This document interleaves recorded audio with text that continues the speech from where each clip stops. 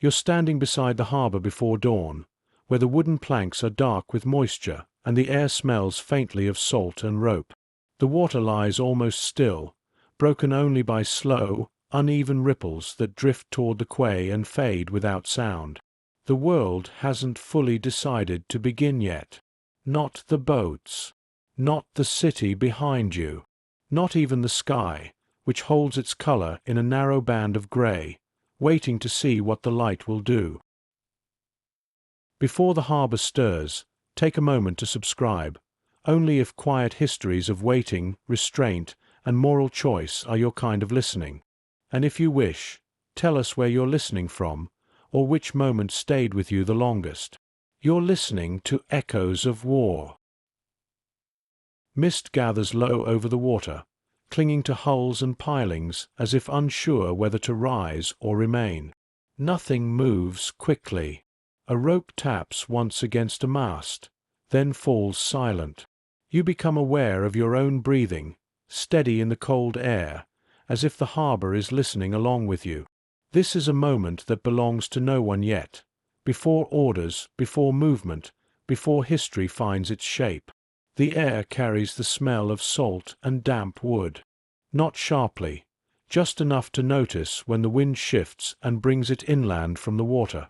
Somewhere nearby, ropes knock gently against a mast, not from motion, but from habit. They have learned this sound. They make it even when no one is listening. It is still dark, but not fully night. The sky holds that low, uncertain gray that arrives before morning commits itself.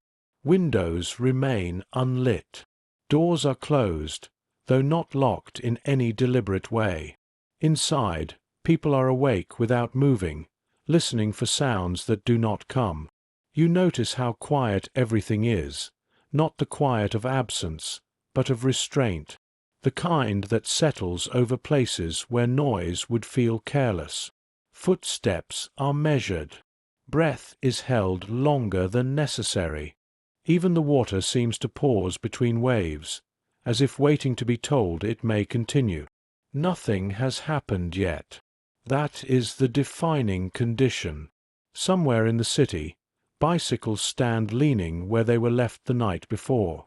In kitchens, cups sit untouched beside cold stoves. Paper lies folded on tables, addressed but not delivered. The day has not begun, but it has already been shaped. You are not meant to see a decision being made. No one stands up and announces it.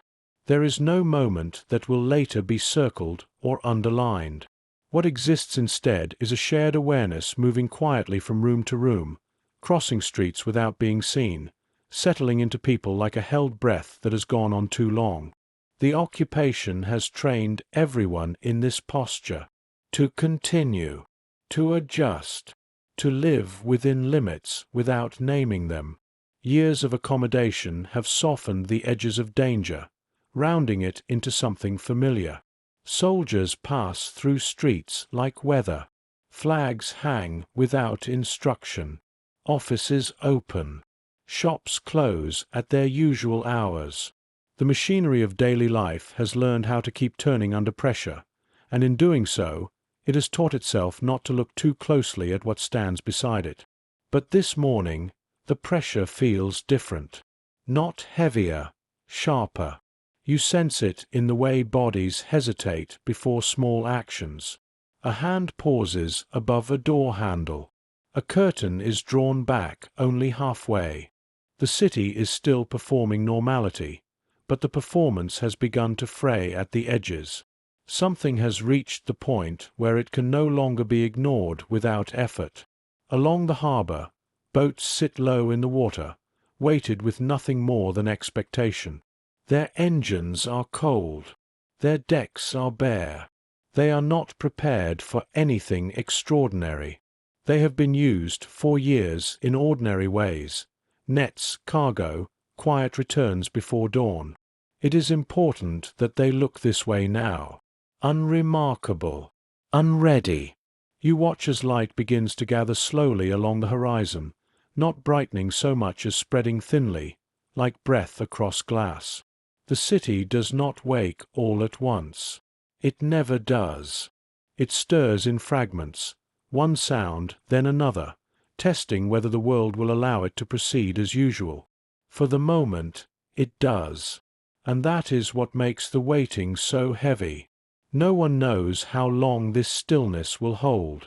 No one knows who will move first, or whether movement will come at all. What exists is a shared understanding that something must be done, and the equally strong knowledge that once it begins, nothing will return to its previous shape. You remain here, in this suspended hour, watching a place that has learned how not to look away, yet has not learned how to act without consequence. As the light strengthens, it reveals nothing dramatic. Streets remain intact. Buildings stand where they always have. The harbor keeps its shape. If you were to arrive now, without context, you might think this was an ordinary morning in a country that has learned how to keep its head down. That, too, is part of the condition. Occupation does not always announce itself with sirens or shattered glass. Sometimes it settles in quietly, teaching people how to survive by narrowing their vision. What cannot be changed is stepped around. What feels dangerous is absorbed into routine. Over time, restraint begins to look like wisdom, and silence passes for peace. Here, it has lasted years. You sense the accumulation of those years in the way people move through space. There is care in it. Habit. A practiced ability to exist without friction. This is not fear as panic, but fear as calibration, the kind that teaches bodies how far they may go without being noticed. And yet, something has shifted. The shift is not loud enough to name, but it is present in the smallest gestures, in the way messages are carried by word of mouth instead of paper, in the way eyes meet and then look away, not from indifference, but from recognition, in the way ordinary roles, shopkeeper, neighbor, fisherman, begin to feel heavier than they did yesterday. You watch the city test itself against this change. It does not rush. It does not organize. It does not announce resolve. What it does instead is wait inside its own awareness, letting the pressure settle evenly, letting each person feel it without instruction. This is how a collective decision begins, not with agreement, but with a shared refusal to pretend nothing is happening. Along the water, the tide turns almost imperceptibly. Boats lift and settle against their moorings. The sound is soft, repetitive, unremarkable. It has been heard every morning for generations.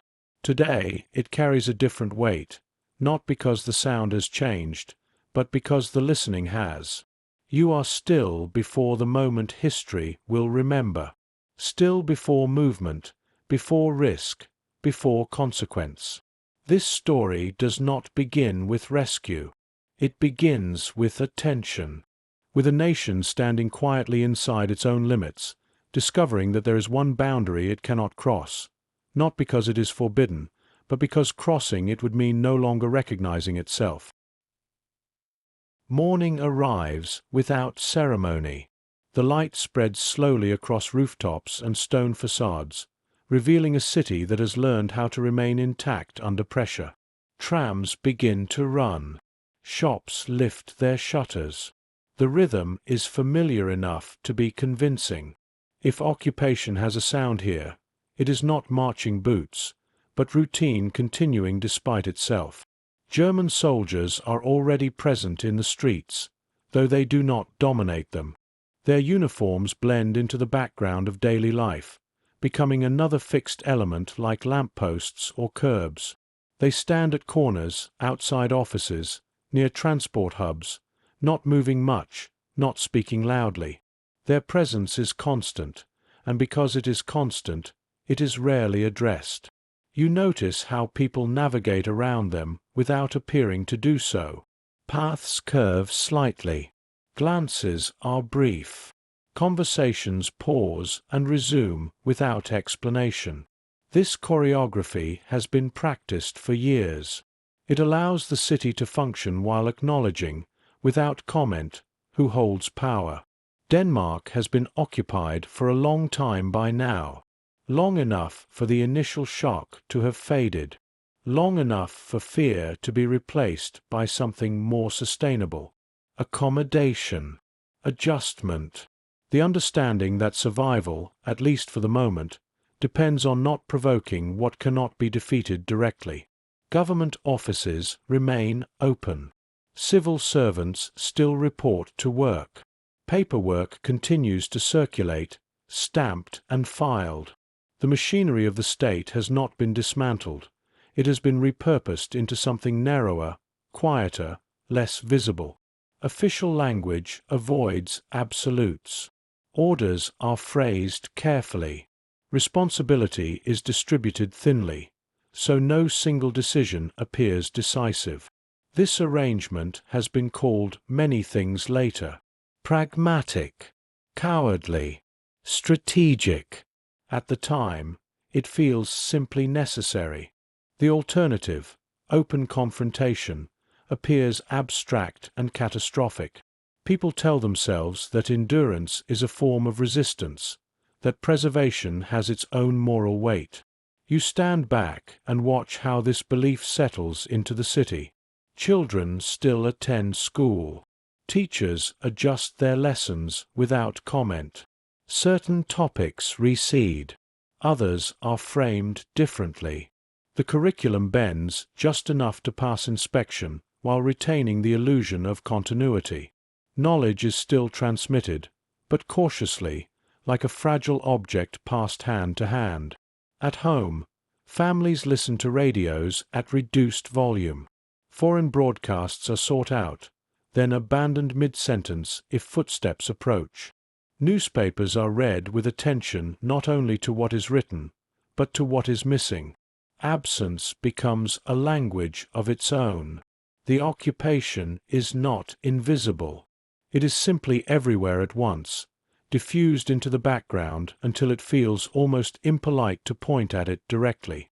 To acknowledge it openly would require admitting how deeply it has settled into daily life. You notice how rarely anyone uses the word war anymore. It belongs to another place, another scale. Here, the struggle is quieter. It exists in the careful calculation of risk, in the decision to remain ordinary for one more day. This is the environment in which everything that follows must grow, not from rebellion, but from restraint, not from outrage, but from patience stretched thin. Nothing forces a decision yet. And so the city continues, practicing normality with a dedication that borders on devotion. As the day advances, the city reveals how deeply this quiet has embedded itself into the body. Movements are economical. Gestures are pared down to what is necessary. People do not rush unless required, and even then, they do so without drawing attention. Speed has become suspect. Calm is safer. You watch how this composure is maintained not through confidence, but through repetition. Each day rehearses the last. Familiar routes are taken. Familiar faces are acknowledged without conversation. The predictability itself becomes a shield, a way of signaling that nothing has changed enough to require intervention. German authority is present, but it operates through permission more than force. Orders arrive as paperwork. Regulations are adjusted incrementally. What is forbidden is rarely announced all at once. Instead, it narrows slowly, like a passage that becomes tighter without anyone noticing the walls have moved. This creates a particular kind of moral weather. Not storm, not calm, something suspended between. People learn to measure their actions not against ideals, but against thresholds. How much can be done without being seen? How much can be said without consequence? How much silence is acceptable before it begins to feel like agreement? You sense how this calibration seeps into conversation. Words are chosen for neutrality. Opinions are framed as observations. Certainty is avoided, not because it is dangerous in itself, but because it invites questions that have no safe answers. Even resistance, when it occurs, is quiet and fragmentary. A delayed delivery, a form misplaced, a regulation interpreted loosely. These acts are small enough to disappear into the system, leaving no clear trace of intent.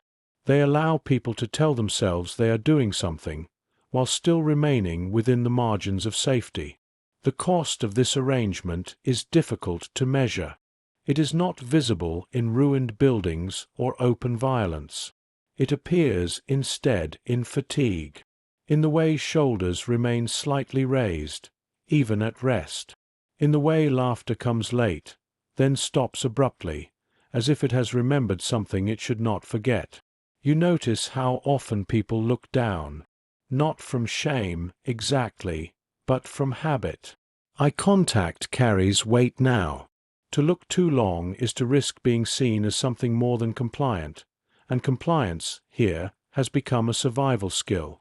Time passes differently under these conditions. Days blur into one another. Weeks lose definition. The future shrinks to the next manageable interval. Long-term plans feel indulgent, even reckless. What matters is maintaining the balance, continuing without tipping into attention.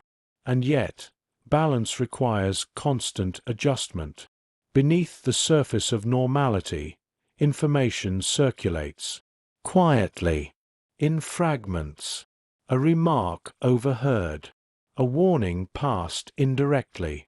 Nothing that could be proven. Nothing that demands immediate action, but enough to unsettle the careful equilibrium that has been maintained for so long. You sense the first signs of strain here, not in public spaces, but in private ones. Kitchens where conversations trail off mid-sentence. Bedrooms where sleep comes later than usual. Letters that are written, then torn up before they are sealed. This is not yet crisis. It is preparation without intention, awareness without direction. The occupation has taught the city how to endure. What it has not taught is how to recognize the moment when endurance is no longer enough. For now, the streets remain calm. The systems continue to function. The appearance of order holds. But beneath it, something has begun to loosen, quietly, invisibly, waiting for the pressure that will force it into motion.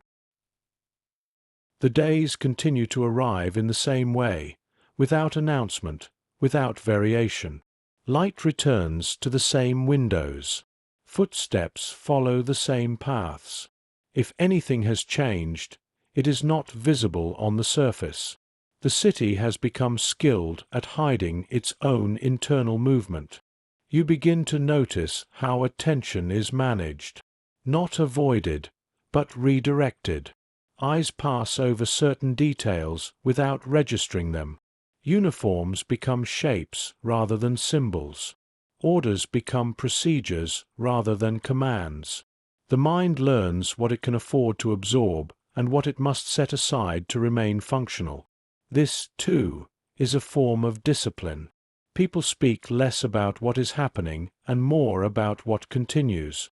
The weather, supplies, minor inconveniences. These topics fill the space where larger questions might otherwise form. Silence is not imposed. It is chosen repeatedly because it keeps life intact. You sense how this choice spreads through households. Parents speak carefully in front of children, not because the children do not understand, but because understanding feels dangerous. Stories are shortened. Explanations are deferred. There will be time later, people tell themselves, when things are clearer, when it is safer. But clarity does not arrive. It rarely does under occupation. Instead, the environment teaches a subtler lesson. That danger can coexist with routine so thoroughly that the two become indistinguishable. When fear does not interrupt daily life, it loses its urgency.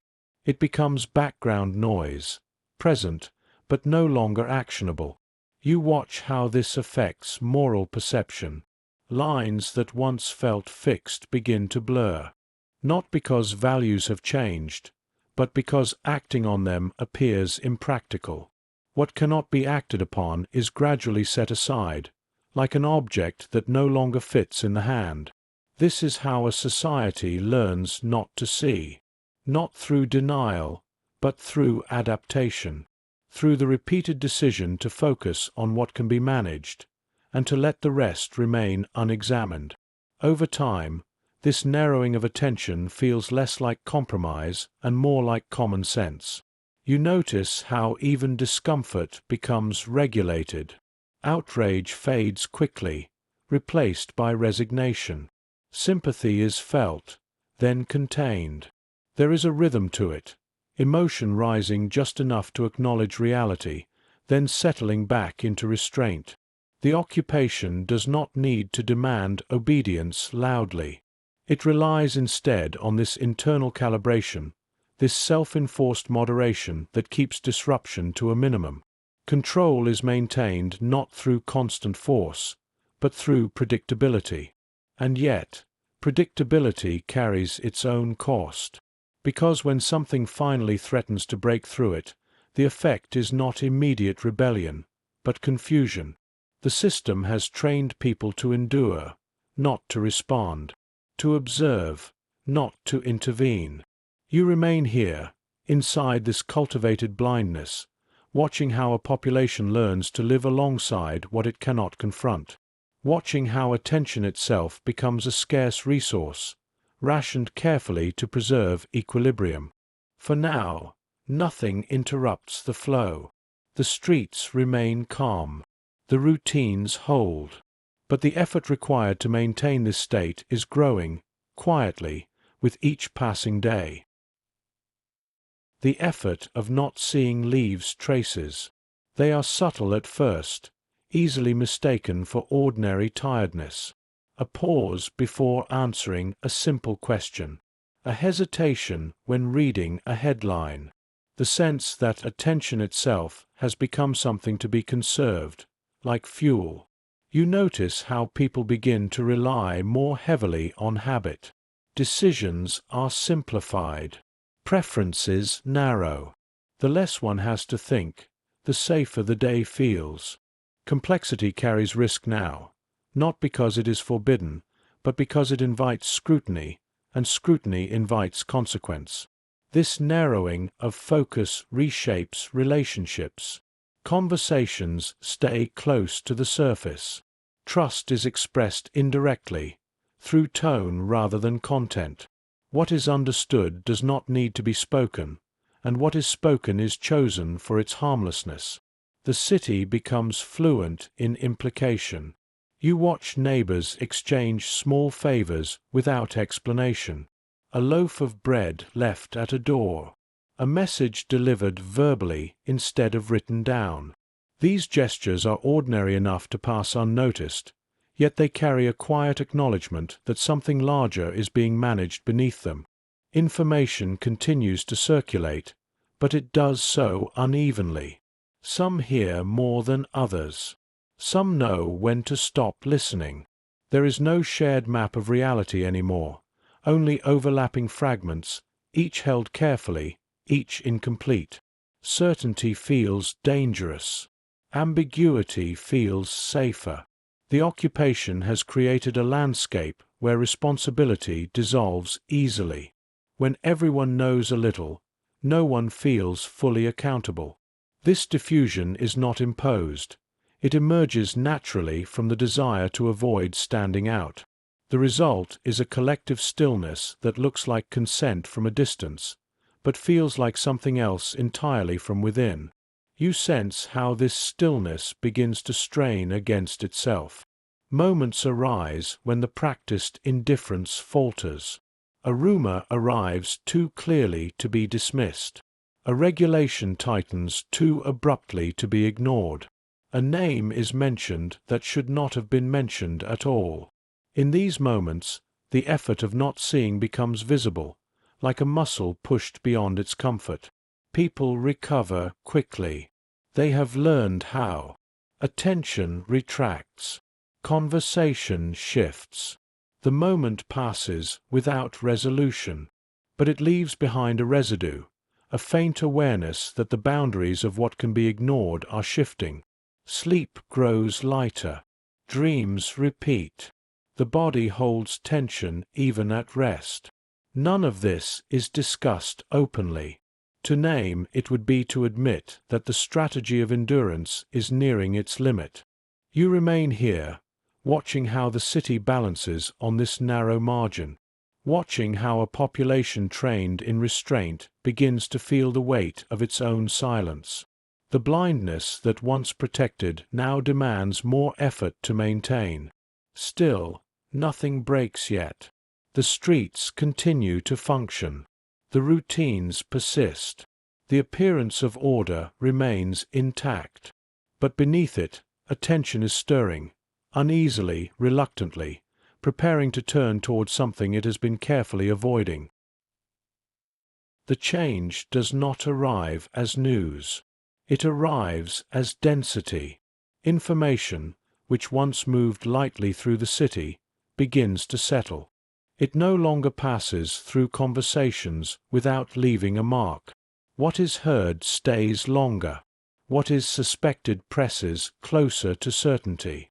Knowing, which had been distributed thinly enough to remain manageable, starts to gather weight. You notice it first in posture. People stand a little more still when they listen. Hands pause mid-task. Eyes lift, then fix themselves on nothing in particular. Words are absorbed more carefully now, as if each one might carry something that cannot be set down again. There are dates being mentioned. Not publicly, not clearly, but often enough to feel deliberate. There are references to lists, to names, to movements that will occur soon. The tone in which these fragments are shared matters more than their content. It is quieter, more deliberate, as if everyone involved understands that repetition would make it real. The city has lived with rumors before. It has learned how to let them fade. This time, they do not fade. They accumulate. You sense how this accumulation alters the atmosphere of familiar spaces. Kitchens feel smaller. Workrooms feel exposed. Even the open air carries a pressure it did not have before, as though the city itself is holding something it cannot release. People begin to recognize one another differently, not as roles or neighbors, but as potential points of connection. A look exchanged across a counter lasts longer than necessary. A question is asked twice, phrased differently each time, to test whether it will be answered. This is not coordination yet. It is orientation. The occupation has trained people to endure individually, to calibrate risk alone. What is emerging now is a collective awareness that endurance may soon require something else. The thought is not welcomed. It brings with it the knowledge that restraint, once protective, may become complicity if maintained too long. You watch how this realization is handled, not with resolve, but with reluctance. People hesitate to complete sentences. Suggestions are offered indirectly, then withdrawn. Responsibility hovers, unclaimed, in the space between speakers. No one wants to be the first to say what everyone is beginning to understand, because understanding carries consequence. Once the danger is acknowledged fully, it demands response. And response, here, has never been rehearsed. There are no instructions for it, no procedures, no assurances that it will succeed or that it will not be punished. The weight of this unspoken demand settles into the city slowly. It does not disrupt routines immediately. Trams still run. shops still open. But each action now carries a second layer of awareness, a quiet question running beneath it. How long can this continue? And what happens when it cannot? You remain here, inside this moment when knowledge becomes too heavy to ignore, yet not heavy enough to force movement. Watching a society stand at the threshold between awareness and action, uncertain which side it can survive on. For now, the city holds its position, but the strain is visible, in the way stillness has begun to feel like effort rather than safety. The weight settles unevenly. Some feel it immediately, as a pressure behind the eyes, a tightening in the chest that arrives without warning. Others sense it only at the edges of the day, when routine falters, when sleep is interrupted, when a familiar place suddenly feels exposed. The difference is not in courage or awareness, but in proximity. Knowing travels along invisible lines. You watch how this alters the city's internal rhythm. Time stretches. Minutes take on density. Waiting becomes an active state rather than a pause between actions. People linger longer in doorways. Conversations extend past their natural end, as if no one wants to be the one to leave first. Information no longer feels abstract. It attaches itself to faces, to streets, to specific doors that might soon be knocked upon. Names are no longer just names. They carry weight simply by being spoken, and so they are spoken less often, if at all. The occupation has taught the city how to endure pressure by dispersing it. Now, that strategy begins to fail.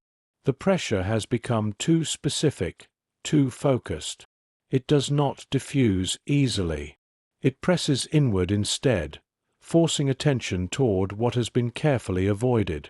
You notice how ordinary roles begin to strain under this attention. A shopkeeper counts change more slowly than usual. A teacher pauses mid-lesson, searching for words that will not betray what they know. A fisherman repairs the same net twice, not because it needs it, but because stopping feels worse than continuing. These actions are not signs of panic. They are signs of containment. The city is holding something it does not yet know how to carry. There is no agreement on what must be done, only a growing consensus that doing nothing will soon become its own form of action. This realization is uncomfortable. It undermines the careful moral economy that has kept daily life intact. You sense the emergence of quiet tests. A question asked to see how it is answered. A suggestion floated, then allowed to fall away.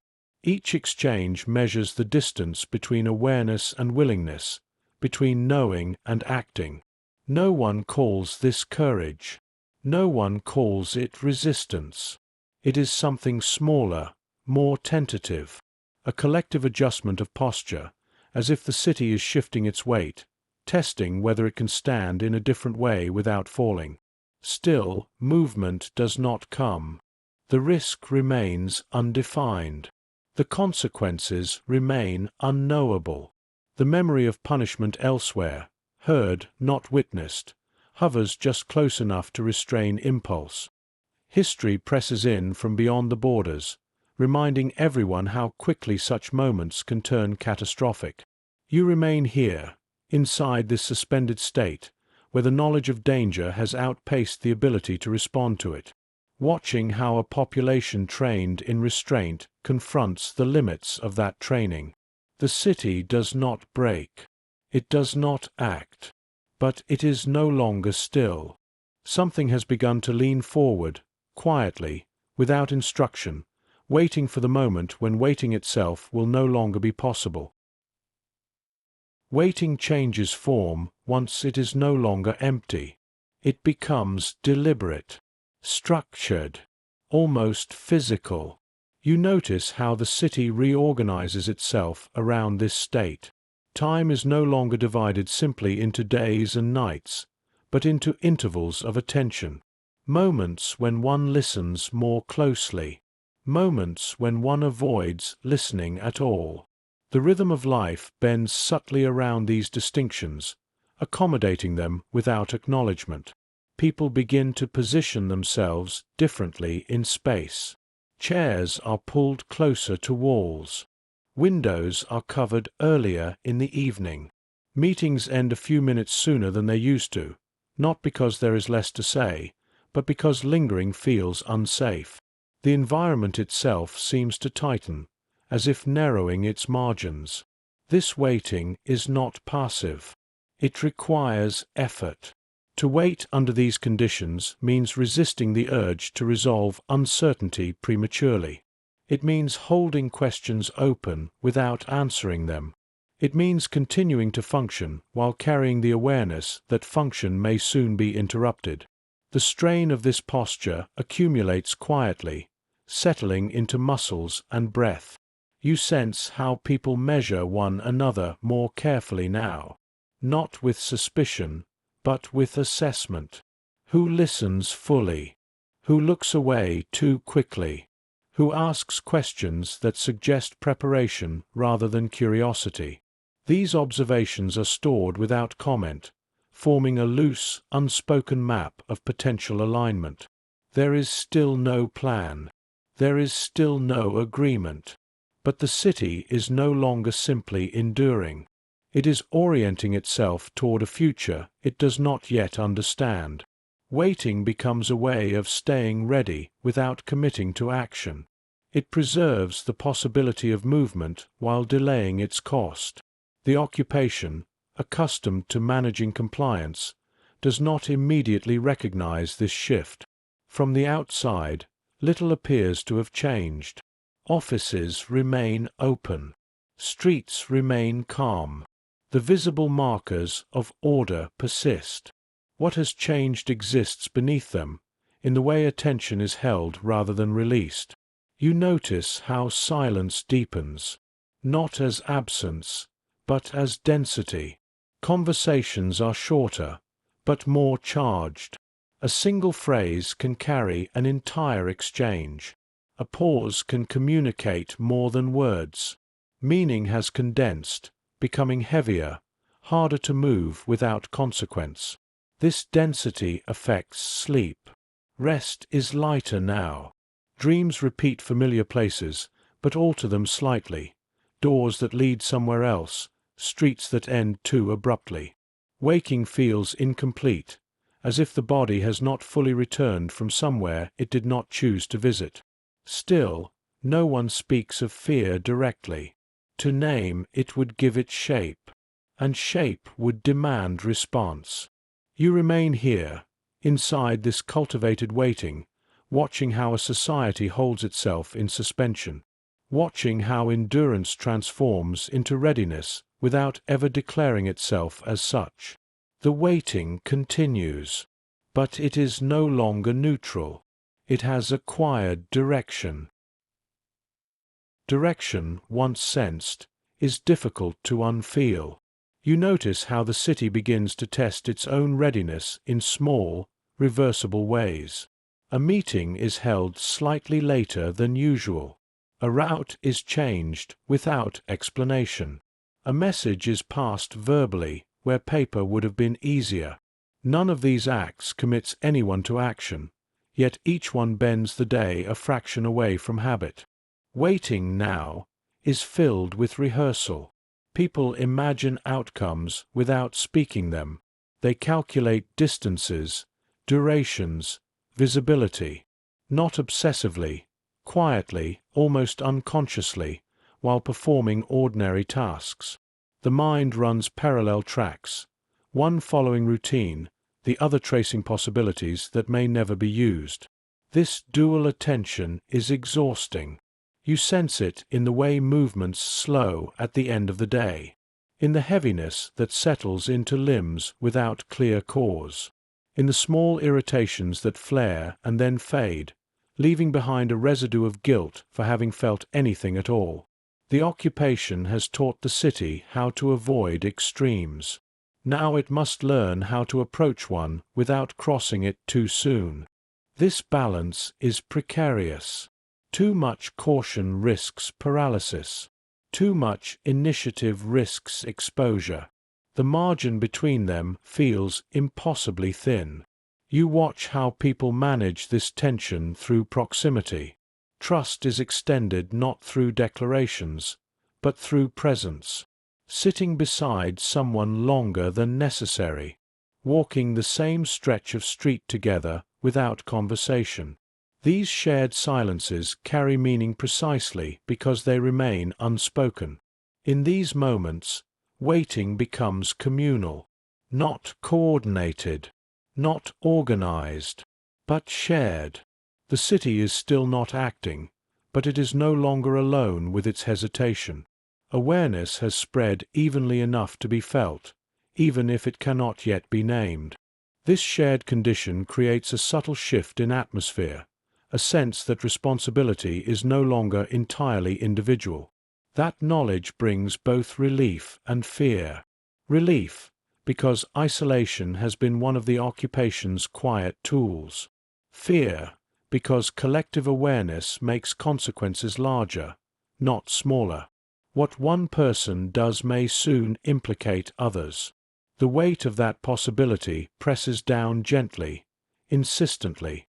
You remain here, observing how the city holds this weight without dropping it, watching how waiting transforms from delay into preparation, from stasis into poised stillness. Nothing breaks yet. Nothing begins. But the environment has changed. The same streets now carry a different charge. The same routines move through altered air. The waiting has taken on shape, and with shape comes inevitability, not of outcome, but of movement. The question is no longer whether something will happen. It is when waiting will cease to be an option. The pressure tightens when time acquires an edge. Until now, waiting has been indefinite, an open span that could be stretched, managed, endured. But gradually, the language changes. Words like soon begin to circulate with more precision than they can safely carry. The future narrows. Possibility condenses into something closer to a moment. You notice how this affects the city's posture. Shoulders lift slightly. Movements become more economical. People begin to arrive early, to leave on time. Not from punctuality, but from caution. Time itself feels observed. Dates are not announced. They are inferred. A phrase repeated too carefully. A warning delivered without detail. The absence of contradiction becomes confirmation enough. Everyone understands that something is approaching, even if no one can yet say what shape it will take. This is how pressure becomes actionable, by attaching itself to time. The occupation has relied on ambiguity to maintain control. Now ambiguity begins to fail. When a threat is perceived as imminent, restraint loses some of its protective value. Endurance no longer feels neutral. It starts to feel like delay. You watch how people respond to this shift, not with urgency, but with concentration. Attention sharpens. Distractions fall away. The city's earlier blindness does not vanish, but it is redirected. What once passed unnoticed is now catalogued, measured, weighed. Routes are reconsidered. Distances recalculated. The geography of the city becomes more prominent in thought. Waterways, streets, thresholds, spaces that were once simply there now take on potential significance. You sense how ordinary environments begin to feel provisional. Kitchens no longer feel entirely private. Workplaces no longer feel entirely safe. Even familiar rooms acquire a temporary quality, as if they might soon be left behind. This awareness does not erupt into panic. Panic would draw attention. Instead, it settles into a focused quiet, a collective narrowing of intent. People do not speak of plans, but their actions suggest preparation. Items are moved. Objects are placed where they can be reached easily. Doors are tested twice before being closed. The pressure is not yet movement, but it has direction now. You remain here, watching how a society responds when waiting gains a deadline, watching how restraint begins to fray, not through rebellion, but through the simple recognition that time, once open, has begun to close. The city does not act yet, but it is no longer waiting in the same way. When time narrows, imagination sharpens. People begin to picture outcomes they had previously avoided. Not in full detail, never that, but in fragments. A knock at a door, a name read aloud, a journey begun without notice. These images intrude quietly, uninvited, and once present, they do not leave easily. You notice how this alters the way people look at one another. Faces are studied longer than before, not for expression, but for readiness. There is a subtle recognition passing between strangers now, an awareness that circumstance may soon demand something of them, whether they have agreed to it or not. The city does not mobilize. There are no meetings, no signals, no visible coordination. What forms instead is a distributed attention, a shared vigilance that does not yet know where to focus itself. It watches everything and nothing at once. This vigilance reshapes daily life. Errands are planned with contingency in mind. Conversations include pauses where other meanings might enter. Silence grows more deliberate, more communicative. People speak as if words might soon become scarce. The occupation continues its routines, largely unaware of the shift beneath them. Paperwork moves through offices. Orders are issued and received. From a distance, the system appears intact. But its predictability has become a liability.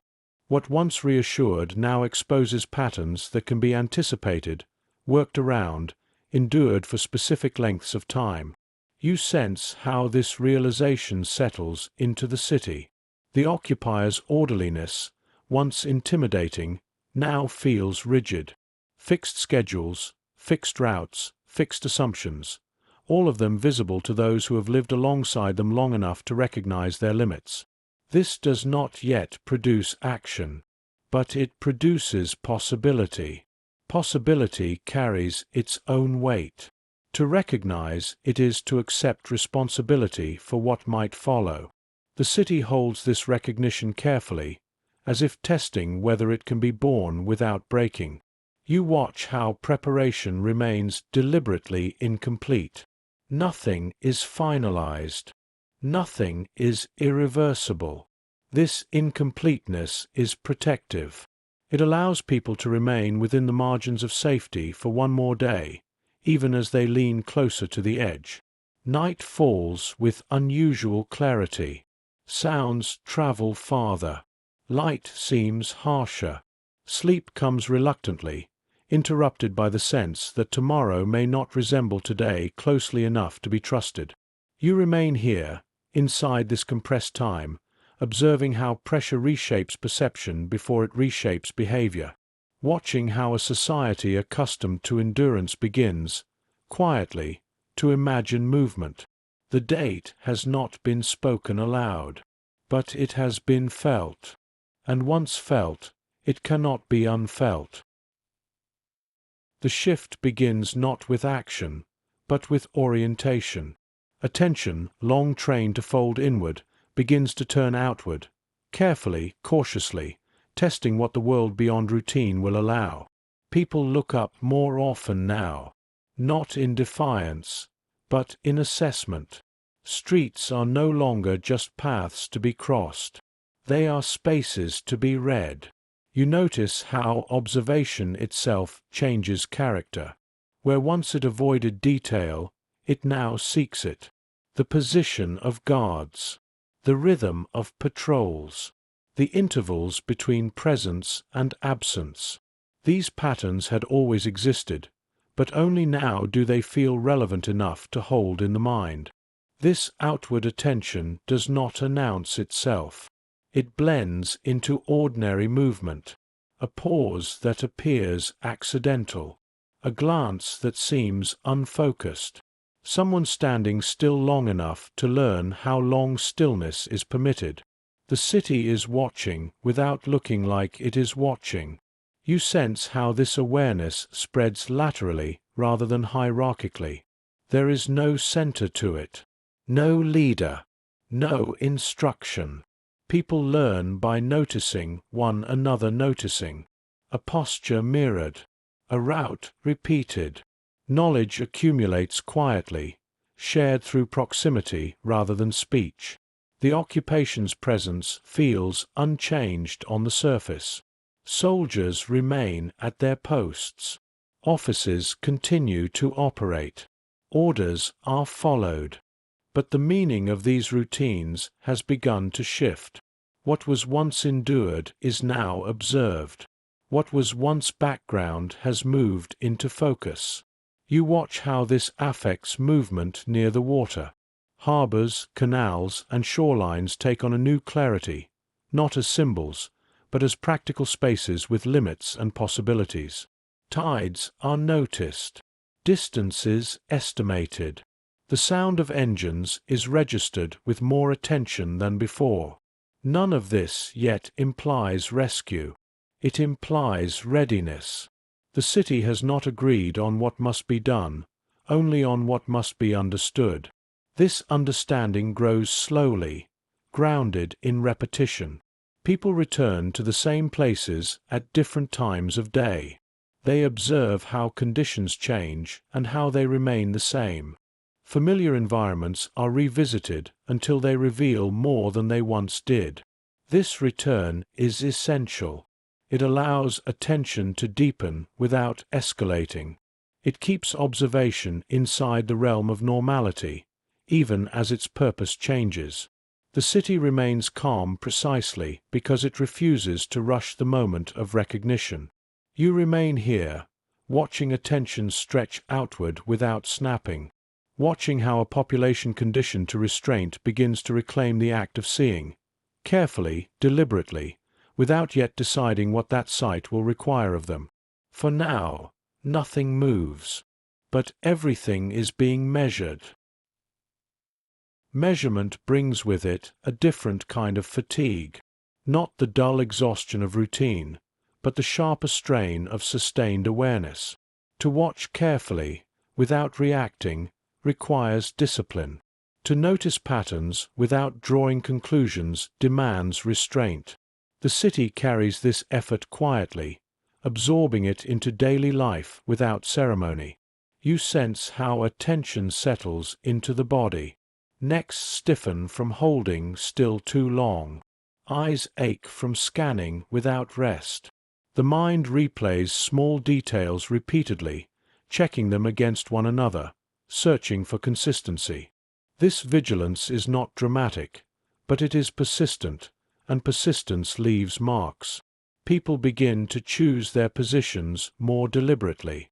Where to stand while waiting, where to sit while listening, how close to remain to exits, to corners, to open space.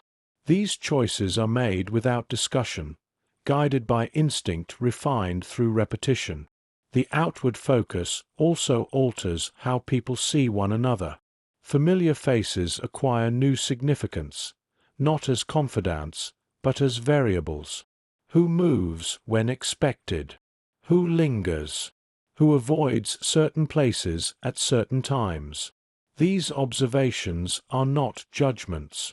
They are data, collected without commentary. You notice how this changes the emotional temperature of encounters. There is less warmth, but more steadiness. Less expression, but more presence. Trust, if it exists, is conveyed through reliability rather than intimacy. Being predictable becomes a form of reassurance. The occupation's routines continue to supply structure, but that structure is now being mapped. The city understands its own environment better than before, not because it has changed, but because attention has sharpened. What once blended together now separates into discernible elements. Water remains water. Streets remain streets. But their limits are clearer. This clarity does not bring comfort. It brings responsibility. To see possibilities is to acknowledge that they may need to be used. The city holds this knowledge carefully, aware that once acted upon, it cannot be taken back. You remain here, inside this widened awareness, observing how attention outward does not yet lead to motion inward, watching how a society pauses at the edge of its own understanding, aware that the next step, whatever it is, will require more than endurance. For now, the city watches. It listens. It learns. And in that learning, the conditions for movement continue to assemble, quietly, without declaration. Alignment does not arrive as agreement. It forms gradually, through repetition. People begin to find themselves returning to the same places at similar times, without planning to do so. A corner visited again in the late afternoon. A stretch of street walked more than once in an evening. These returns are not coordinated, but they are noticed. Familiar presences become reassuring simply by remaining. You sense how this repetition begins to bind awareness into something shared, not through words, but through rhythm, seeing the same person pause at the same threshold, watching another choose the same route away from the harbor each night. These patterns settle into the background of perception, quietly signaling reliability. This is how alignment begins, without commitment, without instruction. The city has learned how to avoid forming centers. It does not gather. It does not signal. Instead, it allows small consistencies to accumulate until they begin to overlap. No one claims responsibility for this overlap. It emerges naturally, the way paths appear where enough feet have passed. You notice how people become more attentive to one another's endurance. Who keeps returning? Who does not disappear when the pressure tightens? Presence itself becomes meaningful. To remain visible, yet unremarkable, is its own form of participation. The occupation continues to monitor behavior, but it looks for disruption, not steadiness. What blends into routine escapes notice. The city understands this intuitively.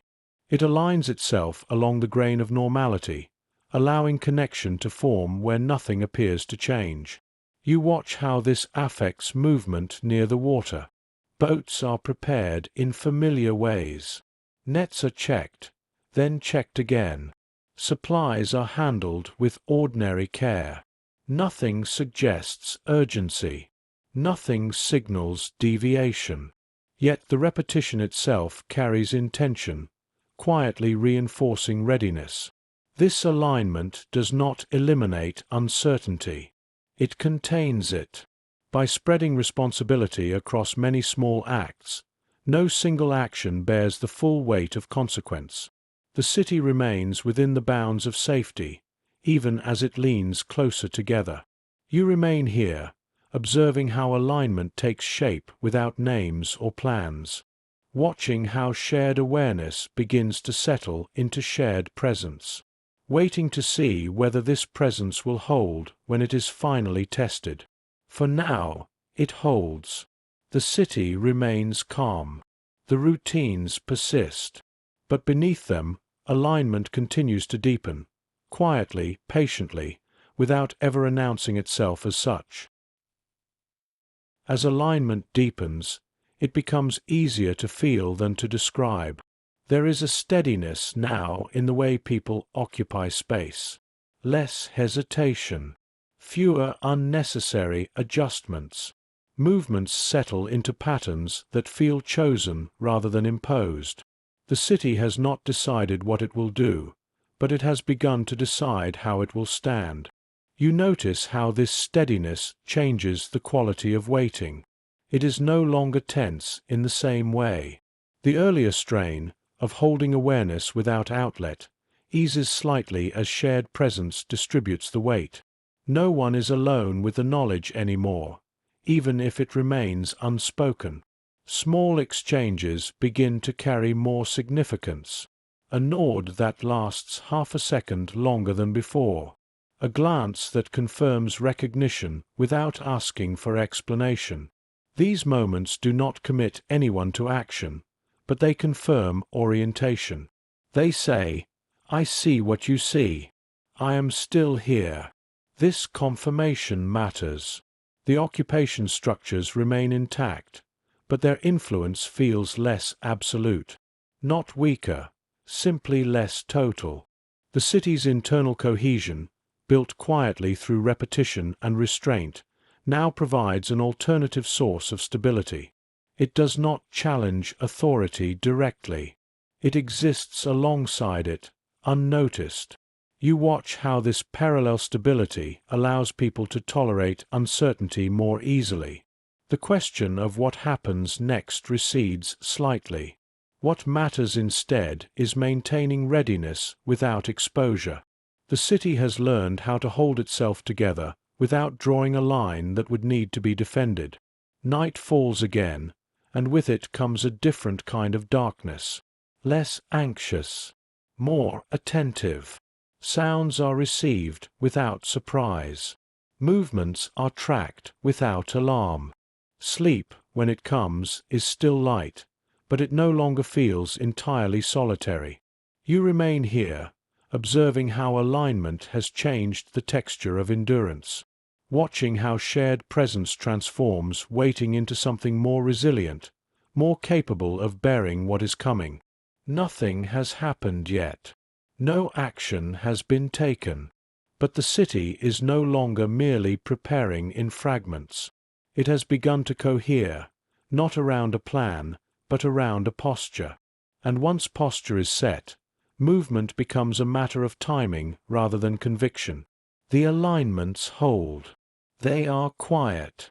They are incomplete. But they are enough to sustain what comes next. The threshold is not marked. There is no signal to announce it, no sound that separates before from after. The city crosses into it gradually, through a series of moments that feel ordinary until they are remembered later as decisive. Action does not arrive as a rupture. It arrives as continuity pressed slightly beyond its usual limits. You notice how movement acquires intention without changing pace. People continue to walk as they always have, but they carry themselves differently now. Hands are freer. Eyes are steadier. The hesitation that once softened every gesture has thinned, replaced by a calm that feels deliberate rather than imposed. This is where endurance gives way to use. The routines that once protected now become tools. Familiar routes are taken not because they are safe, but because they are known. Known paths allow attention to move elsewhere, to timing, to presence, to the subtle shifts that signal whether the environment will permit one more step. You watch how responsibility continues to disperse. No one issues instructions. No one waits for permission. The city does not transform into a collective actor. It remains a collection of individuals whose actions begin, quietly, to overlap with purpose. This overlap is careful. Objects are handled with ordinary familiarity. Doors open and close as they always have. Boats are approached without haste. Nothing appears urgent enough to attract notice. The power of what is beginning lies precisely in its refusal to look like a beginning. You sense how this restraint tempers fear. The body does not brace for spectacle. It moves inside habit, borrowing steadiness from repetition.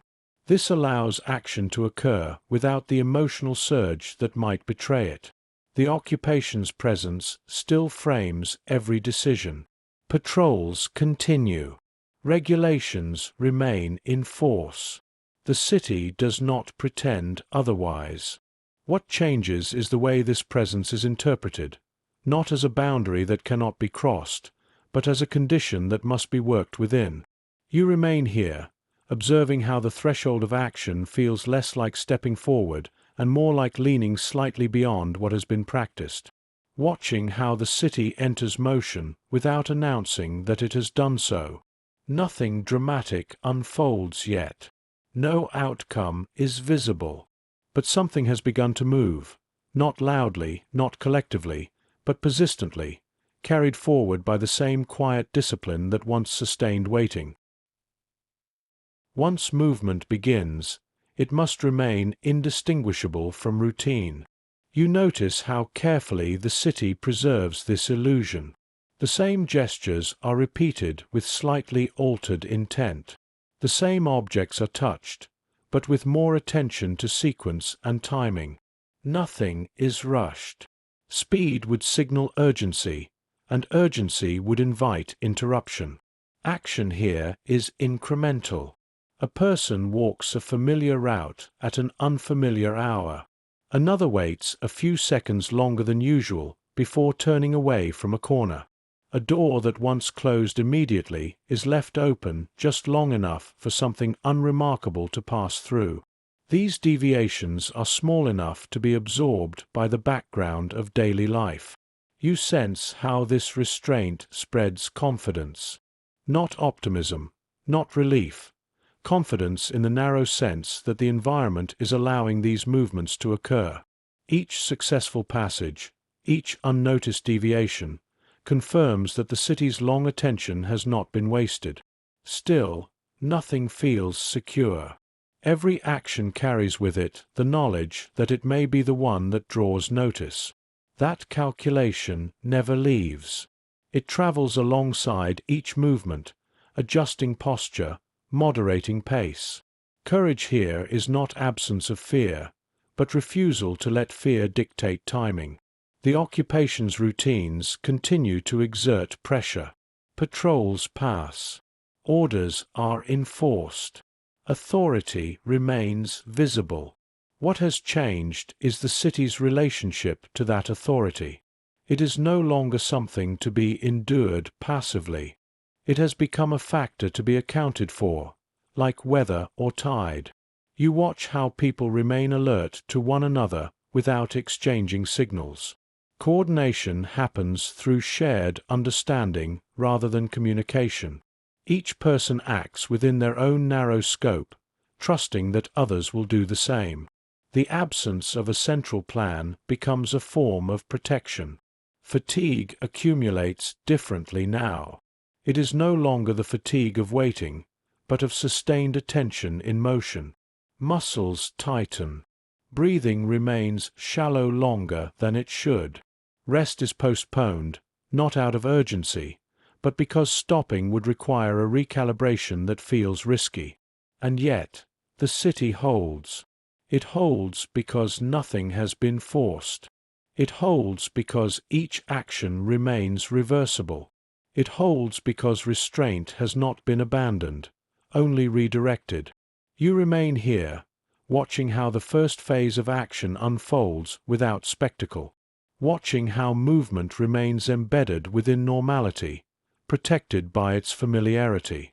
There is no sense yet of outcome, no assurance of success or failure. What exists instead is continuity under pressure, a quiet extension of endurance into use. The threshold has been crossed, but the crossing is so gentle that it leaves no mark. For now, the city continues to move, carefully, inside the shape of its own restraint. What sustains the movement is not momentum, but return. You notice how actions repeat themselves without escalation. The same paths are taken again.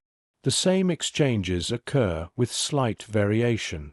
Each crossing resembles the last closely enough to avoid attention, yet differs just enough to advance what has begun. Progress here does not announce itself. It accumulates. This repetition is deliberate. It allows the body to settle into motion without panic. Muscles learn the work. Hands become familiar with sequence. The mind stops rehearsing catastrophe and begins to focus on timing, weight, balance. Fear remains present, but it no longer dominates. It has been absorbed into rhythm. You watch how the city relies on this rhythm to sustain itself. One action follows another, separated by enough time to appear unrelated. No single movement carries meaning on its own. Only in repetition does significance emerge, and even then, it remains dispersed. Water plays its part quietly. The surface reflects light differently at different hours. Tides shift with predictable patience. Boats rise and settle, indifferent to the reasons they are being used more often than usual. The harbor accepts each crossing without comment. This acceptance matters. It reassures those who move through it that the environment itself is not resisting. The city's long attention has prepared it well. Conditions are known. Limits have been tested. The margin for error is narrow, but it exists. You sense how repetition deepens commitment without demanding declaration. Each successful crossing increases the cost of stopping. Not because stopping would be dangerous, but because returning to stillness would require unlearning what has already been learned. Fatigue accumulates, but it is distributed. No one carries it all. Responsibility remains diffuse, shared among many small acts that resemble one another closely enough to feel interchangeable. This diffusion protects both the movement and those within it.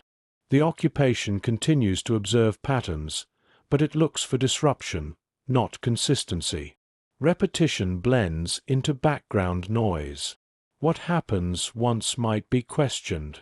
What happens again and again becomes invisible. You remain here, watching how repetition becomes a form of passage. Watching how the city crosses not through force or speed, but through patience applied again and again, until movement itself feels normal.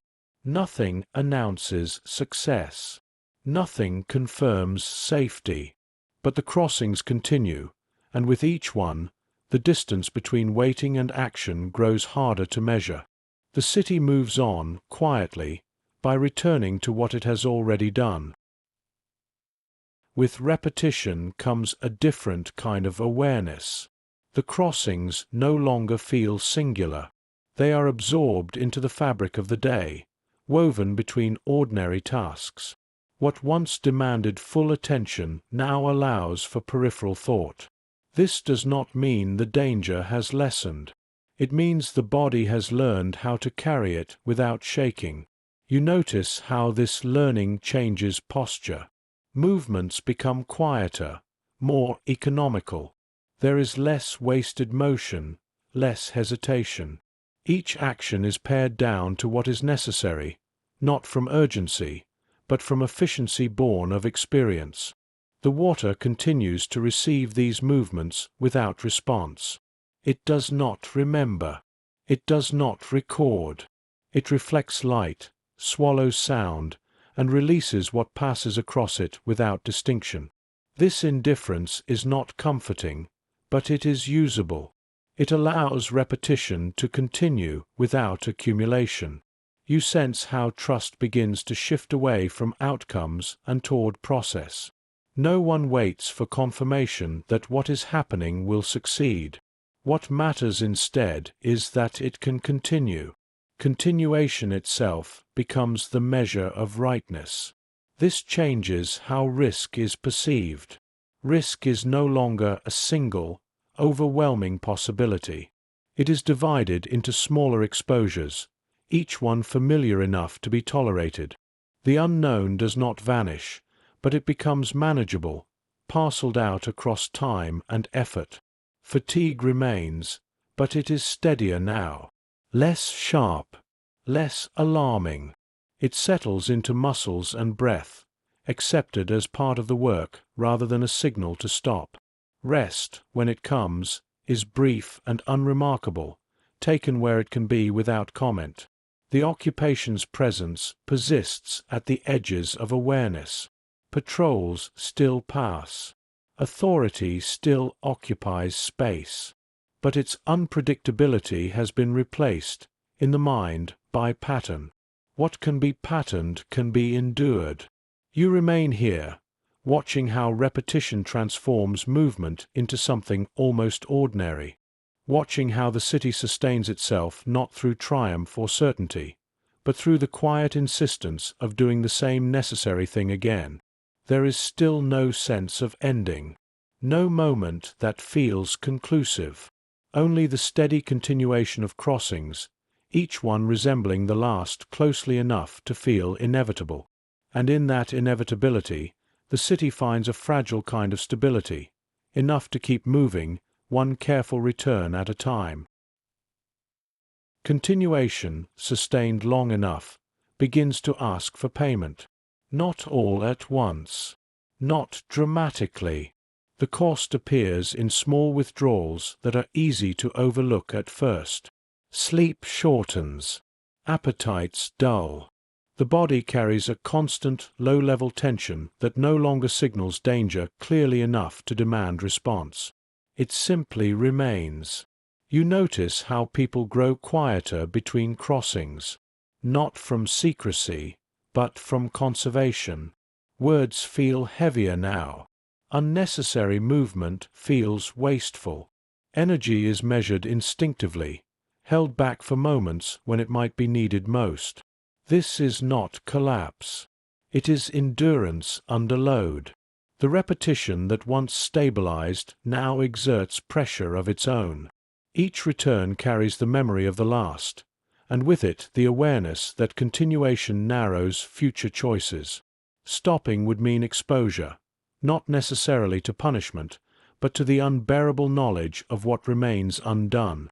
You sense how this awareness settles into decision-making. People no longer ask whether to continue, only how to do so with the least possible cost. The question of morality shifts subtly. It is no longer about right and wrong in the abstract, but about whether one can bear the consequences of interruption. This shift is quiet, but profound. Fatigue alters perception. Time compresses. Days lose edges. The world narrows to sequences. Prepare, move, return, wait. Everything else recedes. Even fear changes character. It becomes less vivid, less immediate, replaced by a dull certainty that whatever happens will happen within this frame. The occupation's presence still exerts pressure, but it competes now with another force, momentum. Not the kind that rushes forward, but the kind that resists stopping. Once repetition has carried movement this far, inertia begins to work in its favor. You watch how people negotiate this tension carefully. They rest where they can. They avoid unnecessary risk. They do not seek heroism. Survival remains the measure, even as survival now includes sustaining what has begun. The environment continues to cooperate, indifferently. Weather shifts. Water moves. Nights arrive and recede. None of these elements acknowledge the effort being expended within them. This indifference sharpens the sense of cost. Nothing will compensate for what is being given. You remain here, observing how continuation demands endurance of a different kind. Watching how the city absorbs the strain of its own persistence, carrying it forward without complaint, without recognition. Nothing has ended. Nothing has resolved. But the cost is being paid steadily in the currency of attention, energy, and time, spent without expectation of return. As the cost accumulates, it becomes more evenly distributed. No single person appears exhausted enough to signal failure. Instead, tiredness settles across the city like weather, felt everywhere, owned by no one. This diffusion is protective. It prevents collapse by denying it a center. What is shared is easier to carry, even when it grows heavier. You notice how people begin to measure effort more carefully. Movements are chosen for necessity rather than completeness. Tasks are finished just enough to allow the next one to begin. There is no surplus energy left for refinement or reassurance. The work is functional, stripped of gesture. This functional state alters how success is understood. There are no celebrations, no pauses to acknowledge progress. To stop and mark achievement would risk drawing attention, and attention would demand explanation. Instead, success is defined by absence, by what does not happen.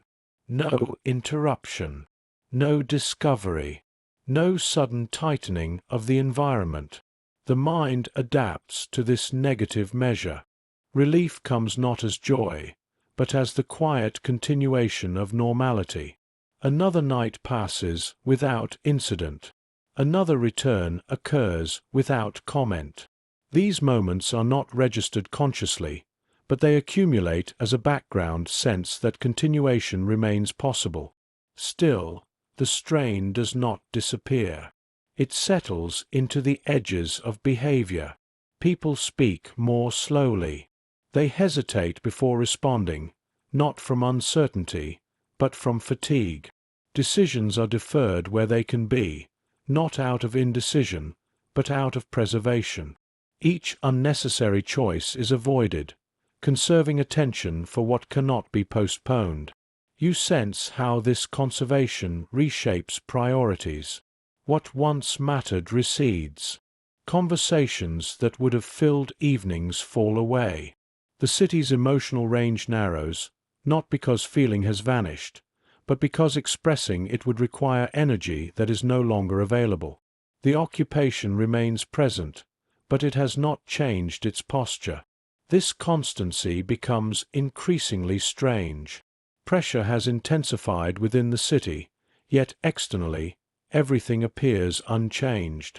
The disconnect between inner strain and outer calm grows sharper with each passing day. You remain here, watching how endurance becomes quieter as it deepens, watching how the city learns to carry cost without outward sign, absorbing it into the fabric of daily life until it is no longer distinguishable from routine. Nothing breaks. Nothing resolves. The continuation holds, sustained by shared fatigue and the unspoken understanding that stopping now would make the cost already paid unbearable to acknowledge.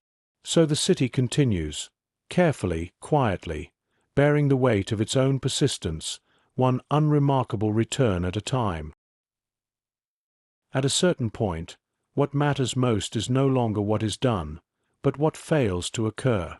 Absence becomes measurable. You notice how the city begins to listen for gaps in its own soundscape, a patrol that does not pass at the expected hour, a question that is not asked, a door that remains unopened longer than usual. These omissions register more strongly now than presence ever did. The environment has trained everyone to expect interruption.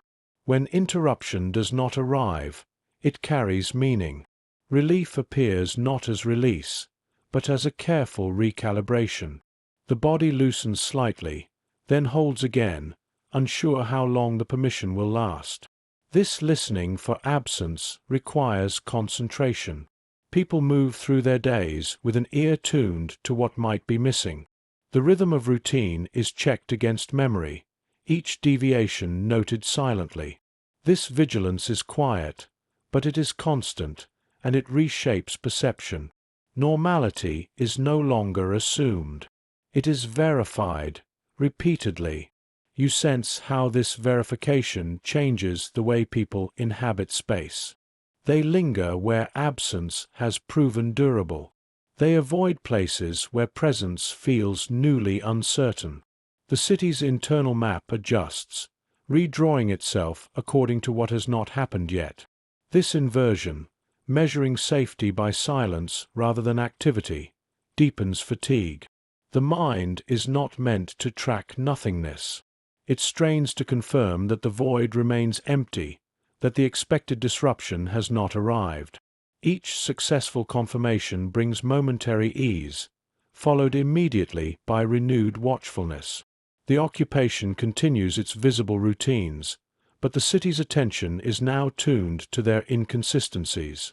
Authority's predictability, once a tool of control, becomes a source of reassurance when it holds, and a source of danger when it does not.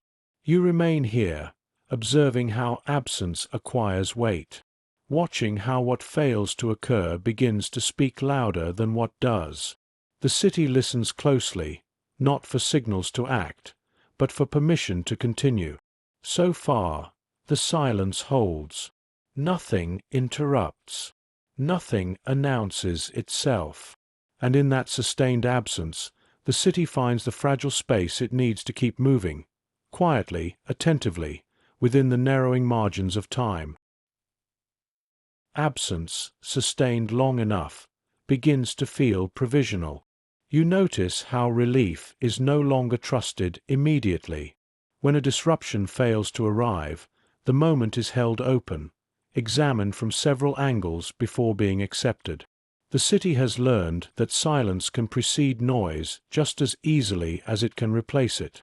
What matters is not the quiet itself, but how long it lasts.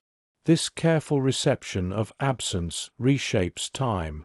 Moments stretch forward, tentative. People delay their next movement by seconds that feel longer than they are, allowing space for interruption to assert itself if it will. When it does not, the day continues, not confidently, but permissibly. You sense how this permission is rationed. No one spends it all at once. Actions remain measured. The city resists the urge to accelerate simply because the environment allows it. Acceleration would imply belief in safety, and belief has proven fragile before. Instead, continuation remains cautious, paced to preserve the margin that absence has temporarily opened. The listening deepens. People begin to recognize the texture of silence itself, the difference between quiet that feels neutral and quiet that feels attentive. The latter carries tension, an alertness that hums beneath stillness. It is the silence of systems watching one another, uncertain which will move first. The occupation's presence, unchanged on the surface, grows heavier in implication. Every uninterrupted interval invites a question. Is this tolerance or delay? The city does not attempt to answer. To speculate would be to imagine consequences too clearly. It is enough to register that space remains, and to use it carefully. You watch how this careful use of absence sustains the crossings. They continue, embedded within routine, protected by the same invisibility that has shielded them from the beginning. Each uninterrupted passage reinforces the fragile belief that the margin still exists. But the belief remains conditional. Fatigue sharpens the edge of awareness. The longer absence holds, the more costly it would be to lose it. The mind circles this thought repeatedly, unable to resolve it.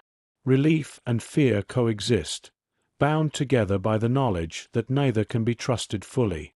You remain here, observing how the city learns to live inside unanswered silence, watching how absence becomes both shelter and threat, something to be used, but never relied upon. Nothing has changed outwardly. Nothing has resolved inwardly. Yet the absence continues to speak, and the city continues to listen, quietly, patiently, using each unbroken moment to extend what has begun, knowing that the space it occupies exists only as long as nothing interrupts it. What moves now is not always visible.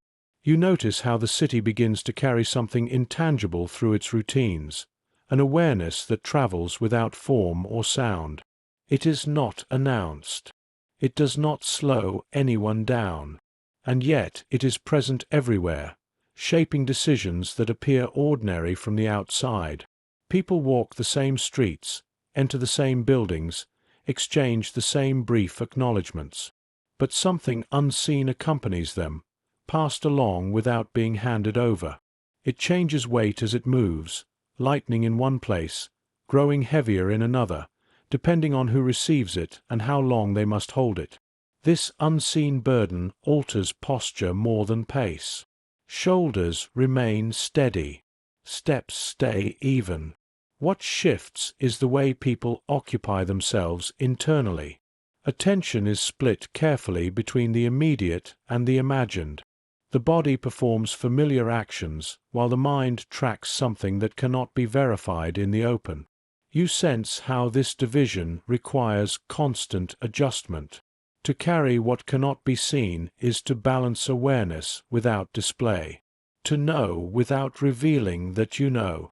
The discipline demanded by this posture rivals any physical effort.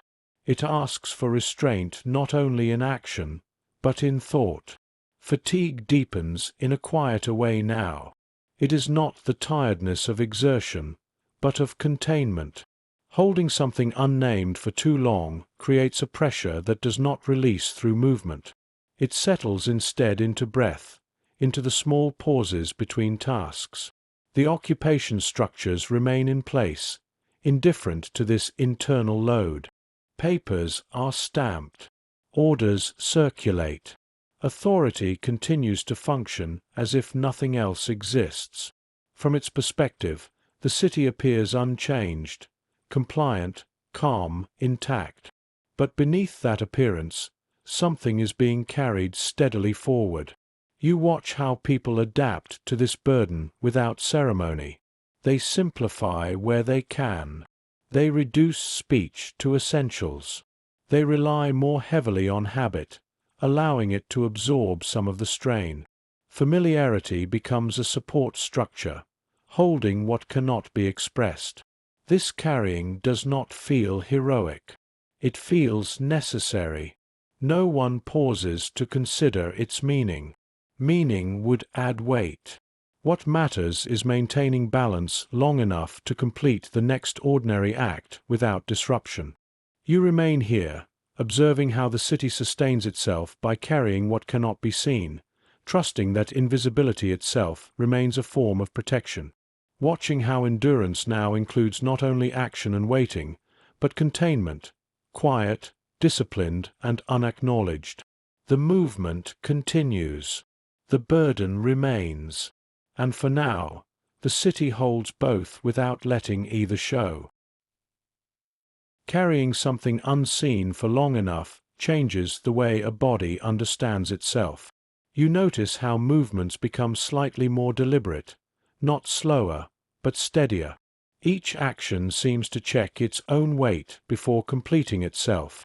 The body learns to compensate without being told what it is compensating for. Breath is measured.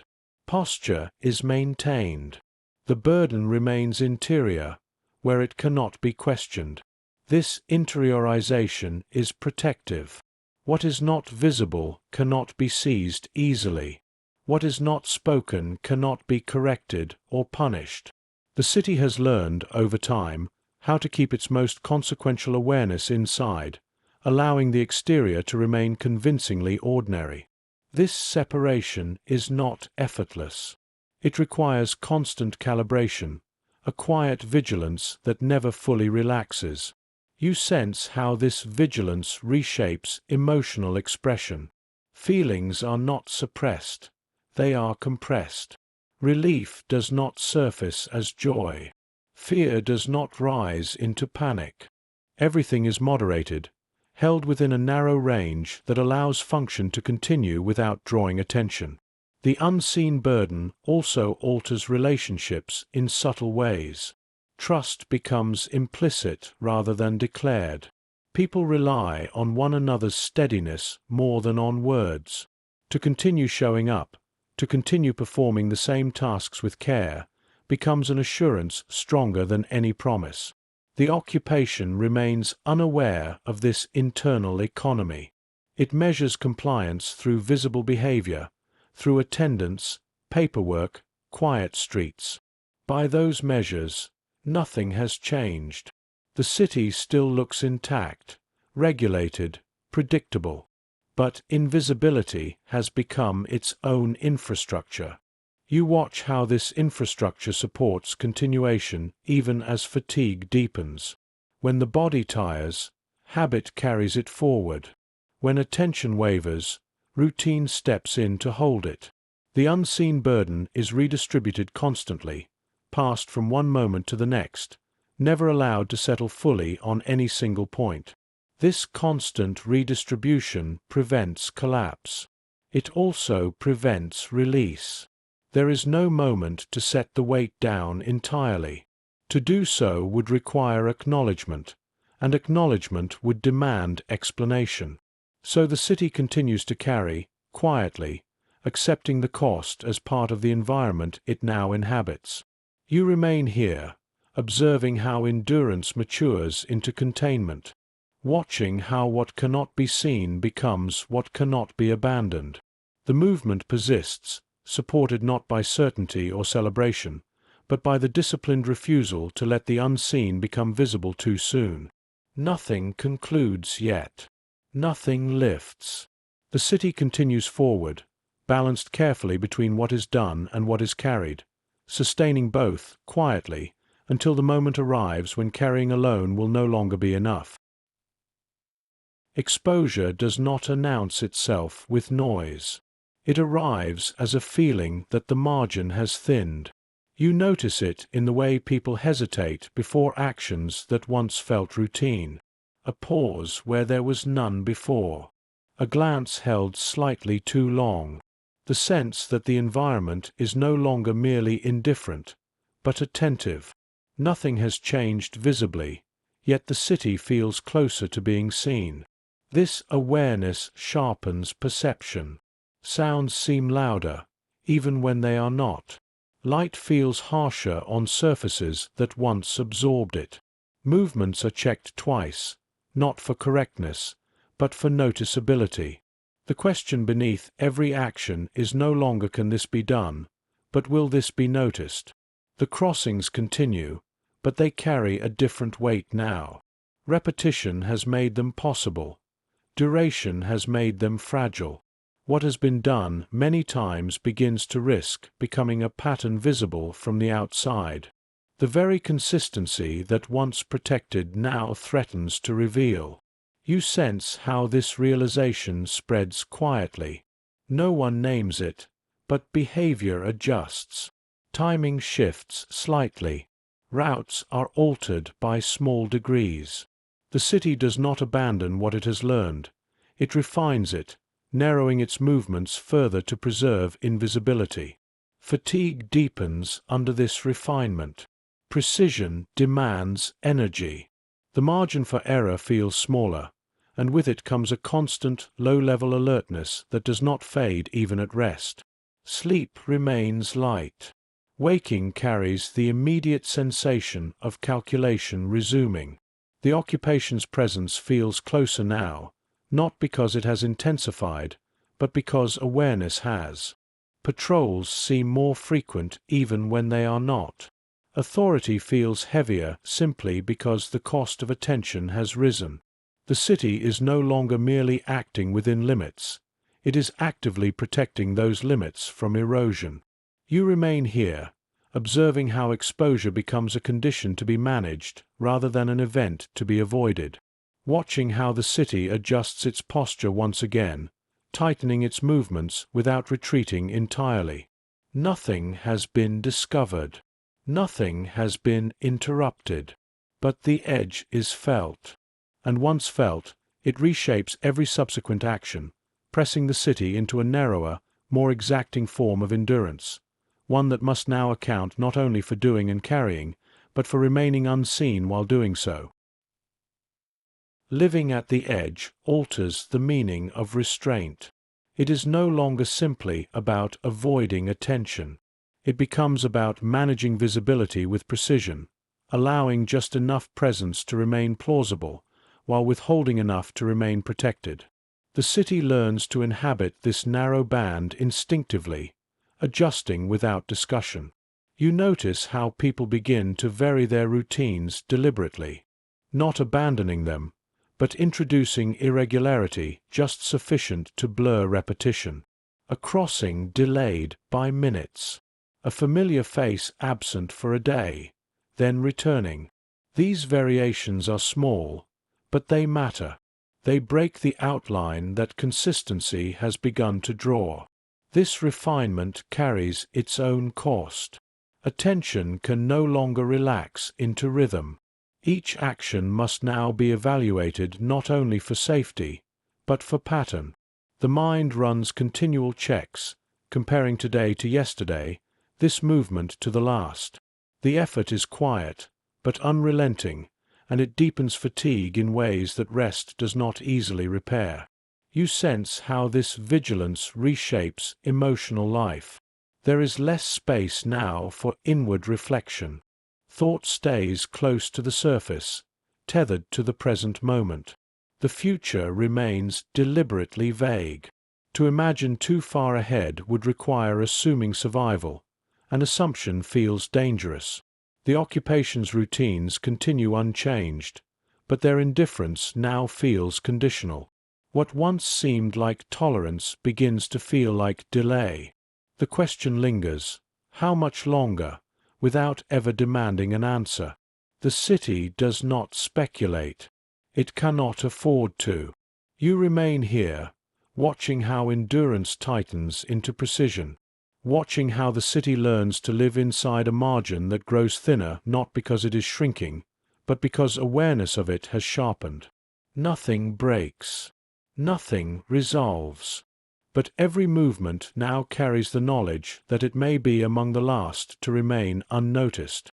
The city proceeds anyway, not from confidence, but from necessity, maintaining balance at the edge, step by careful step, sustaining what has begun for as long as invisibility can still be shaped. The pause does not feel like an ending. It arrives quietly, without ceremony, as a subtle change in rhythm. Movements slow, not because they are finished, but because they no longer need to repeat with the same urgency. The city senses this before it understands it. The body notices first. Breath deepens slightly. Shoulders lower a fraction. The constant internal counting eases. You notice how absence changes character. It is no longer listened for with the same intensity. Silence remains, but it no longer presses as hard against the ears. The expectation of interruption loosens, replaced by a cautious curiosity about what might follow. This is not relief. It is release from immediate strain. People continue their routines, but with less compression. Tasks take a little longer. Movements regain small, unnecessary gestures, an object set down with care, a pause taken where none was permitted before. These details return quietly, as if testing whether the environment will allow them. The occupation's presence has not vanished. Authority still occupies space. Regulations remain. But the city's internal posture has shifted. The urgency that once drove precision has softened into watchfulness. The edge of exposure recedes slightly, not because danger is gone, but because the most acute phase has passed. You sense how this pause unsettles memory. What has been carried for so long without form now begins to surface, not as narrative, but as sensation. Fatigue is felt fully for the first time. The body registers what it has endured, releasing tension in stages rather than all at once. Sleep deepens unevenly. Dreams return, altered by what they now include. No one speaks yet of what has occurred. Language lags behind experience. The city does not mark the pause as success or conclusion. To do so would require naming outcomes, and outcomes remain uncertain. What matters instead is that the relentless pressure has eased enough to allow thought to drift beyond the next necessary act. You remain here, observing how a society learns to stand after sustained precision, watching how stillness, once a discipline, becomes something gentler, no longer enforced but permitted. Nothing is resolved. Nothing is celebrated. But the movement has paused, and in that pause, The city begins the quiet work of absorbing what it has done, without yet deciding how it will be remembered, or what it will mean once the weight of immediacy has fully lifted. As the pause settles, memory begins to reorganize itself, not into stories, those come later, but into sensations that surface without warning. The smell of damp rope returns in quiet moments. The sound of water against wood appears where there is none. The body recalls positions it held for too long and releases them slowly, as if unsure whether it is safe to let go completely. You notice how people test the edges of this new stillness. They linger a little longer in doorways. They allow conversations to wander without steering them back to safety. These small permissions feel tentative, as if the city is learning a different posture again, one that includes recovery without abandoning caution. Recovery is uneven. Some rest deeply, others cannot. The internal vigilance that once protected now resists deactivation. It remains alert, listening for signals that no longer come with the same urgency. This mismatch creates a quiet dissonance. The environment feels calmer, but the body has not yet caught up. You sense how this affects attention. It drifts. It returns. It hovers without anchoring itself fully. People notice details they had learned to ignore, then realize how much energy it takes to notice at all.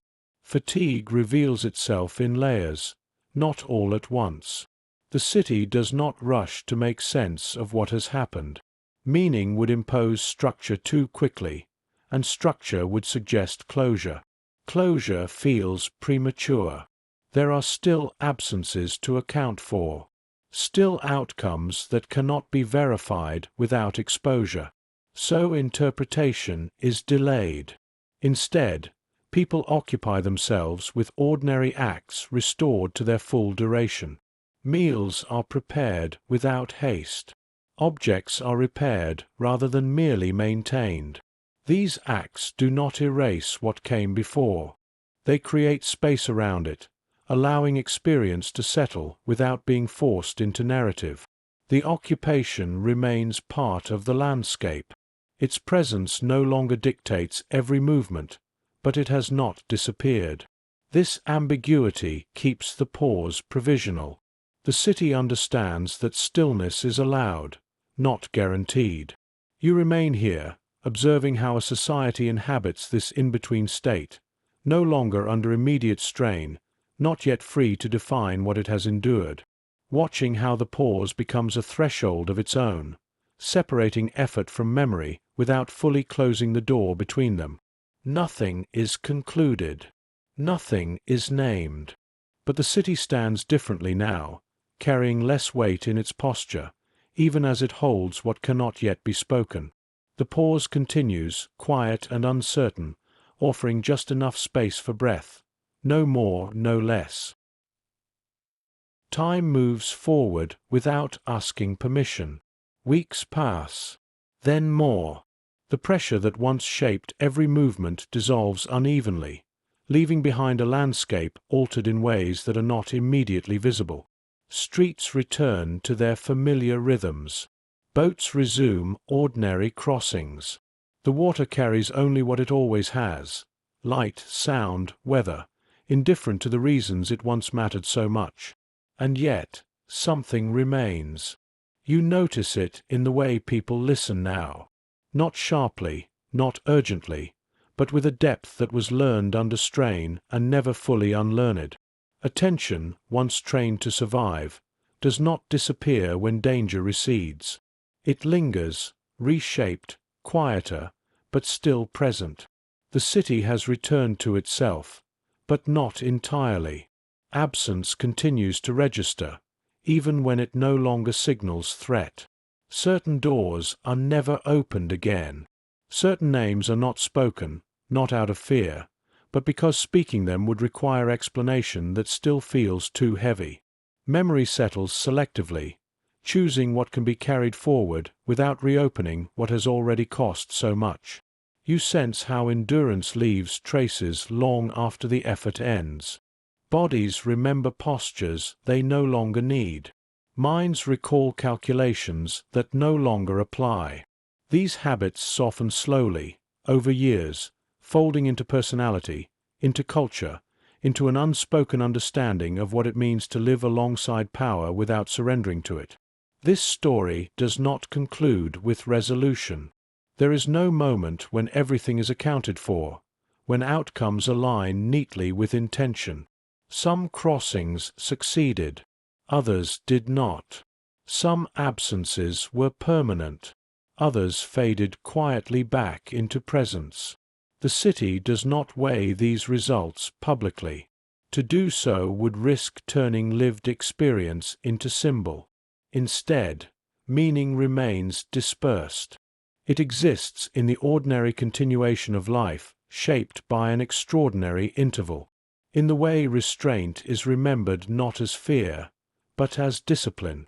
In the way attention is valued, not for what it reveals, but for what it prevents. You remain here, at a distance now, watching how a society absorbs what it has done without demanding praise or absolution. Watching how refusal, once enacted quietly, becomes part of the ground people stand on, unremarkable, inherited, rarely named. The water keeps moving. The light changes. The city endures. And somewhere within it, the knowledge persists that looking away is a choice, and that once made differently, it alters what a place understands itself to be, long after the moment has passed. When attention finally loosens its grip, it does not disappear. It settles. You notice how it becomes part of the background, no longer urgent, no longer strained, but present in the way choices are made without announcement. People stand a little farther from edges. They listen a little longer before responding. They carry a quiet certainty about where the limits lie, and how easily those limits can move. This certainty is not taught. It is absorbed. The city does not preserve the memory through monuments or proclamations. It does not need to. Memory lives in posture, in pacing, in the unspoken understanding that endurance can take many forms, and that refusal does not always raise its voice. Years later, the water still touches the shore in the same way. Boats come and go without ceremony. Streets fill and empty according to patterns older than any single moment of danger. Nothing marks the places where attention once gathered so tightly that it changed what people were willing to do. And yet, those places remain altered, not visibly, but inwardly. You sense how restraint has acquired a different meaning here. No longer synonymous with silence, it carries the memory of having been tested, of having held, of having bent without breaking. This memory does not demand retelling. It informs action quietly, guiding it away from indifference and toward responsibility without needing to be named. The story does not end with certainty.